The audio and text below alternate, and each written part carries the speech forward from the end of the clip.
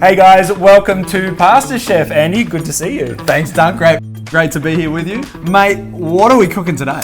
Just keeping in line with that Christmas spirit. We're cooking a Christmas dessert, something to have after dinner. Yum. We're cooking a chocolate Florentine. I am excited to learn how to do that. Yep. But Dunk, I think today we need a helper. Do you think? Who is there that could help? Ta-da! Oh! Where'd you come from? Olive! My goodness. Well, thank you, Olive. We needed a helper today, so thank you for coming and joining us. Let's get into it. So, as always, on PastorChef, Olive, Dad talks about something. What are we talking about today? Good question, Dunk. Well, it is fitting that we have Olive here because today we're going to talk about what the name Olive actually means, which is peace. You know, that's our three-part of our Christmas series. We talked about joy, we spoke about love, and we're going to speak about peace. We're going to talk about that later. Awesome, sounds good. All right, mate, where do we start with this dessert? Well, since I have a helper today, Olive, you're going to help me make these Florentines. First thing, if you could put the sugar into this pot. Now in this pot here, I've already got 50 grams of honey, and we're just adding 60 grams of sugar. Sounds sweet to me. It's going to be sweet. And then we've got some cream here. Again, 50 mils of cream. You can pour all of that in. There we go. And I'll just help you out there. Just thickened cream from the shop? Yeah, just normal, plain thickened cream. Yep. And then over here, we've got 50 grams of unsalted butter. That can just go in. Tell me about unsalted versus salted butter. Because I never know which one to choose from the supermarket, unsalted or salted. Well, essentially, for me, if I'm cooking pastries or desserts, I use unsalted. And if I'm doing something for savoury, I'll use a salted one. Okay, great. So I'm just going to turn that on. And what we're going to do, Olive, this is going to melt down and it's going to become a beautiful like butterscotch caramel. But while I'm doing that, what I need you guys to do to help Dad, we need to cut these pecan nuts. So the pecan nuts are going to add some lovely crunch to the Florentines. This way or long ways? You know what I would do is tip the whole bowl in and just go chop, chop, chop, chop, chop. Right, let me do that. And while Dad's doing that, Olive, over here what we've got, these are some flaked almonds, and these are cranberries, and these here are like a glace lemon rind. If you want to tip all of those into that bowl for me. She gets the easy jobs. And why do you get the easy job? Done. That's it. That's enough, Dad. Okay. Nice and crunchy. Yep. Or very crunchy. It's chunky and crunchy. Chunky and crunchy. Yeah. Yep. Great. They can go into the bowl. Help me, Olive. Chuck them all in. So earlier we're talking about, you were mentioning about peace. Yeah, peace. When I don't know about you, when I think about peace and I think about Christmas time, I think about the couch. I think about maybe watching the cricket and sitting there. And realistically, when we think about peace a lot of the time, we think about relaxation. We think about tranquility. We think about those kind of moments. But like with love, when it comes to the Christmas season and what we understand about Jesus, there is a depth to that peace that goes beyond just those moments of relaxation. Right. And so there's a scripture that we're going to look at, and the fact that Jesus came gives us peace that really transcends our circumstances. Absolutely. It's funny because if you don't look at it that way, quite often with Christmas, you think about leading up to Christmas is you're running, you're stressing, you're getting everyone ready, everyone's coming over, and then after the Christmas dinner, peace. Yeah, exactly. But this is a much better peace. This is a peace that no matter whether your Christmas this year is fantastic or whether it ends up less than fantastic, this is a peace that can remain. Yeah, fantastic. That's so cool. Yeah. Need to chop these up, mate. All right, mate. So what we've got here is on the board. That's fine. We've got a really lovely glace peach, but you could use glace apricots. You could use glace any fruit you like, really. Sneaky. Whoopsies. Sorry. So the peach can just be diced up. This is the excuse to me to be able to eat while we're cooking. You love your sweet. Andy loves his sweet things. He's a real sweet tooth. I love sweet tomatoes the most. Sweet tomatoes. So just into a fine dice, or not too fine. Fine dice. Yeah, just a little bit smaller. That's it.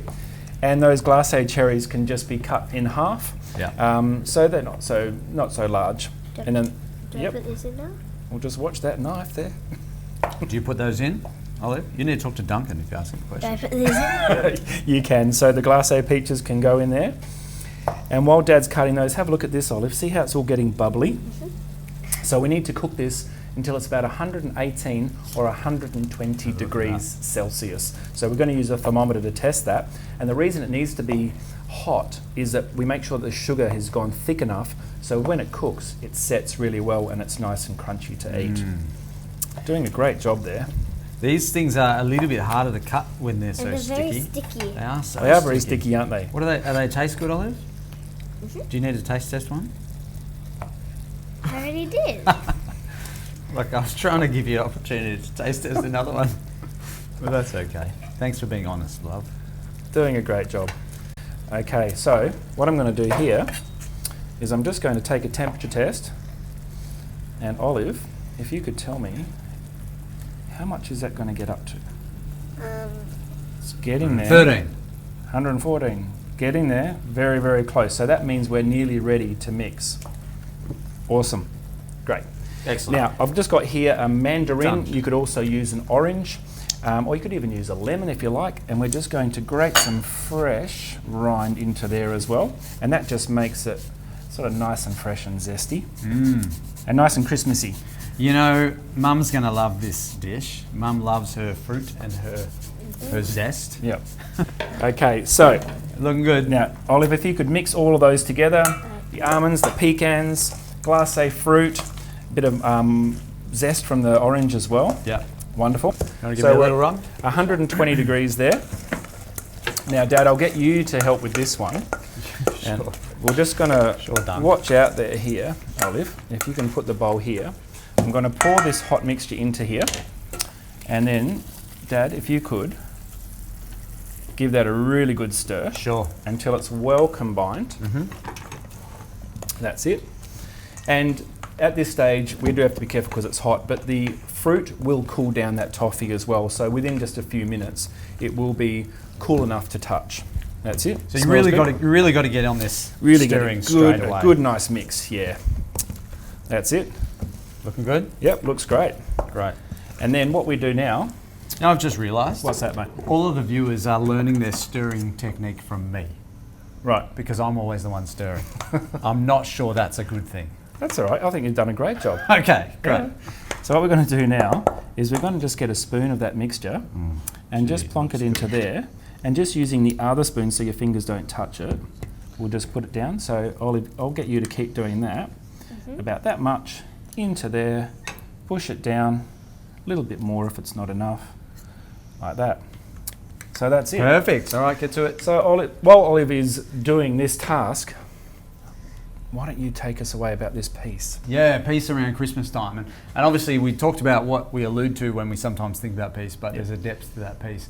And I want to bring up a scripture, and this one's from Isaiah. This was a prophecy of Jesus who was to come at that point that it was given. And it's from Isaiah 9. Let's read it now. For a child is born to us, a son is given to us. The government will rest on his shoulders, and he will be called, these names that we sometimes hear in church about Jesus, and they were this: Wonderful Counselor. Bless you. Wonderful Counselor. Wonderful Counselor, Mighty God, Everlasting Father, and this one that we're concentrating on today, Prince of Peace. Jesus was called the Prince of Peace. And you think, well, why was that? Was it that he was really good at relaxing? Was it because where he went that he induced that kind of peace on people? It wasn't that. It was that deeper level of what he came to achieve in the forgiveness of our sins. Because honestly, like if we were really think long and hard, deeply about it, there is a turmoil within us when it comes to the sin that we have committed. Everybody. Right? Everybody. And there is consequences to that sin. Right. And that doesn't create a peace, it creates a turmoil in us. But Jesus came that peace might be inserted back into our lives through the forgiveness of sin and his death on the cross. That's why he is the Prince of Peace. And we sing a song at church, you would know it, and if you've been in church before, you might know it as well, called It Is Well With My Soul. Yep. That is Great the song. central theme that we're talking about right now. Yep. That no matter our circumstances, it is well with our souls, and our souls are the ones that are going to go into eternity. I know we're getting to like a little bit of a deep level with some of this sort of stuff, but it's the truth. And that's why we can have joy. That's why we can experience love. That's why we can have peace at Christmas time, because of what Jesus did for us. You know what, Andy? That song, It Is Well With My Soul, that's one of the songs at church that when it comes on, I just really sit there and contemplate my life and just very grateful that I have peace in my life. Yeah. And that's the place to do it, is in church. Totally. And I love it because it transcends circumstance. Yeah. Doesn't matter what we're going through and how good life is or how bad life is. Yeah. It is well with our Right, souls. Our eternity is secure. So. Absolutely. Anyway, look at this. While Olive. we were chatting, look Olive what you've just done. nailed it. Well done, girl. Good job. That's amazing. How'd you go? Did you feel all right doing that? Mm-hmm. Yeah. Cool. I'm Well going to put done. that bit in there. Excellent. All right, Olive, if you could help me out, we're going to go put these into the oven. We'll be back. There are, Ooh. look at that. So you can see there, I'll put that up to the camera. Looking They're good. really lovely and golden, and they've all baked, so all that butteriness has come Yes, through, nice, and the nice. honey. So they'll take about 20 minutes to cool down. And then in about 20 minutes, we should be able to take those off and then finish this next stage. So Olive, right here we have what's called a bain-marie. We've got some hot water under here, and we've got a bowl on top and lots of chocolate here. If you want to put all that chocolate in for me. Right. Yep. Oh, Good job. this one fell out. Oh no! That's not good.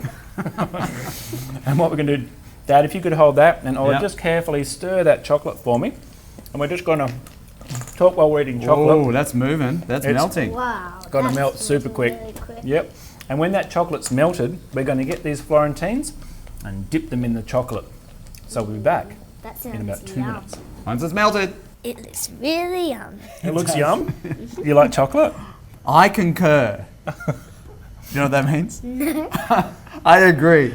It looks great. When Mum and Dad are cooking at home, do you like to lick the spoon when they're doing chocolate? Yeah. Yeah, you can do that later if you like. Oh, come on. It's not your turn today, Dandy. Cheeky. No. Okay. Not your turn. Okay, excellent. So what we're going to do now is I'm just going to plonk that right down in front of you there, Olive. Okay. And these have cooled down enough. Can I move the hot bits? Sure. I'll get that no out of the problem way. at all. That way we can see. So all we now need to do now, Olive, is take these Florentines and we just dip them in the chocolate like that. And then we turn them upside down and we let the chocolate set. So This you and would Dad, be if someone was serving this up for me. Go Yep. for it, Olive. you can help. On Christmas Day, Right. I would expect they've gone to the shop and have purchased these things. But this is the homemade stuff. Right They're here. they're so easy. You can drop them in as well. A bit more chocolate never hurts. A bit of white chocolate on the bottom, maybe. You could put a little bit of white chocolate on top just to make them more festive. Marble it up. Why not? Now, Andy, you know on PastorChef, whenever we cook, we have a bit of a twist. Twist happens. Yep. Today we've got a twist, and this is especially for the kids. Now, this is a standard Florentine, but Olive, guess what I've got for you today? M&M's, not sponsored. Okay, Though if they wanted to. look at that. That's a lot. Now, I'm thinking what we do is while that chocolate's still soft, I'll do the rest of these for you. we sprinkle some M&M's on there. I'll just do Do you want to do that for me? You do that last one. I'm just going to do this. This is great. So this is our little twist on a Christmas Florentine. There Yum. you go. Duncan, Sprinkle away. Can I share with you perhaps what my little twist might be on this? Sure. And this might be exposing me a little bit for the inner child that I I got actually some am. chocolate on my That's fingers. okay. Do you know what nerds are? Actually, I do know what nerds are. They look like M&Ms, but they're more sour or They're something. little like sherbety Little sour sherbet. things. Small one. I don't know why, but nerds are my friends. Are they? And the sweet and the sourness of this, I reckon. Yeah. Is anybody with me on that? Like, you don't have to Yeah. be, but yeah, the kids. I'll go with that. maybe, You could the put kids. like salted Both. caramel You popcorn could on put the as base. much, whatever you want on. You could break up little Mars bars and put them on the top. Little baby marshmallows. Marshmallows. Yeah. Yeah, make a rocky road base. Have fun with the kids this Christmas and put some colour into it. Looks How good. are they looking? All done? Look at that. What do you think, Olive? Good. Do you really want to eat one? Yep. Guess what? You need to wait at least 5 minutes. But to speed the process along, we're going to put them in the fridge and cool them down and then enjoy them for Christmas. Sounds good to me. Awesome. Let's do it. No worries.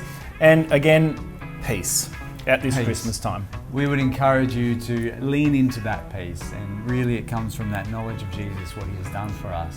you want to talk about that with anyone, get in contact with us. We'd love to put you in contact with someone or even find a church near you to talk that through. Duncan, thank you so much for Absolute introducing pleasure. us to these Florentines today, and we hope that you all have a wonderful Christmas together. And thanks again Yeah. to our little helper today. Thanks, Olive. High five. Yay! We will see you next year. Enjoy.